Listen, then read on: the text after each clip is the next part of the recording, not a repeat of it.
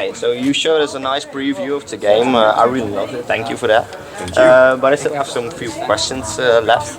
So, what's your role behind the scenes of Dead Island Riptide?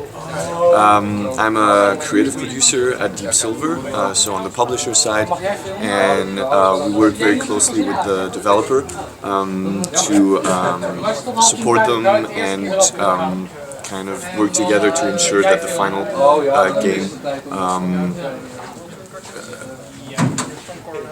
kind of answers the vision that we had for it, and it is going to be targeted to the gamers that we want to talk to with the game. So that means you think you made it to that point. Pretty much, yeah. I think anyone who's enjoyed Dead Island is going to love Riptide because it's more and better of what you had before, plus some new elements that spice things up. So for sure, it's the perfection of the formula that Dead Island set. Okay, about the characters, who's the new? I think it's a new one. New main character. So our new survivor is John Morgan. He's an ex-military guy from Australia. He's been working and living around the archipelago where everything takes place for a long time, so he's not like a tourist like the other survivors were. He's a hand-to-hand combat expert. He kind of has this little almost wishing he could be an action hero side to him. The good thing is that he does actually kick huge amounts of ass, and in a way this whole zombie apocalypse happening is almost a godsend for him, because now he gets to really go out there and unleash the fury of his fists on all the zombies. And he fits in very nicely with the existing survivors, because obviously his combat style is a new addition, so it's going to allow players to kind of try something new approach to combat. And at the same time, when playing cooperatively with your friends, it's yet another way that you can differentiate yourselves and each one kind of go in a different direction with regards to how you're gonna level up your character. So we're going to see any familiar faces. Riptide is a direct continuation, story-wise, from where Dead Island ended. So we start off exactly where Dead Island ended. Our four returning survivors are still there, and through the game you are going to have some references or some appearances of characters that would appear familiar to anyone who played the first one. Okay. How about new weapons, new vehicles? What's new? With regards to the weapons, we've gone like even further than what we had. We expanded on the types of weapons. We have weirder looking weapons, and then of course on the crafting system, which is a core element of Dead Island. We added lots of new mods. We have now mods that can actually give area of effect damage. Lots more to craft, more over the top craziness with the weapons, and aside from that, we also introduced new types of zombies that are going to represent new challenges. For instance, the drowners, which are always present in the water, but you're never really sure if it's a corpse or if it's a drowner just waiting to jump on you. So it adds different situations that you're going to have to deal with.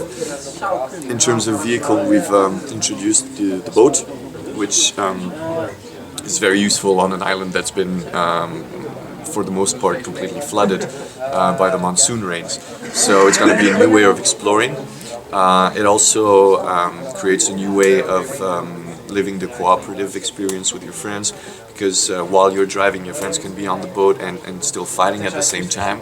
And those drowners that I mentioned are going to be trying to climb up onto the boat, grab you, pull you down into the water, so you're going to have to support each other. And if one falls down, then you have to stop, you have to go down and help him, you know, and then of course more zombies arrive, and then you get into one of those awful chaotic situations that is like the heart of any real zombie survival experience. And So we've really expanded on all the levels. We've also, on technical side, improved the graphics engines. Of course, we've also done a lot of work on the physics engines, so that all the reactions of the zombies feel a lot more real, and every single hit that you're gonna give, like, you're really gonna have this impression that, wow, I just bashed him super strongly. So on every single aspect of the game, there's this kind of cranking it up to another level, while also bringing in with the new vehicle, with also the hub defense sequences, where players will have to barricade themselves in one place, set up mines, set up machine guns, and try to survive against waves and waves of zombies.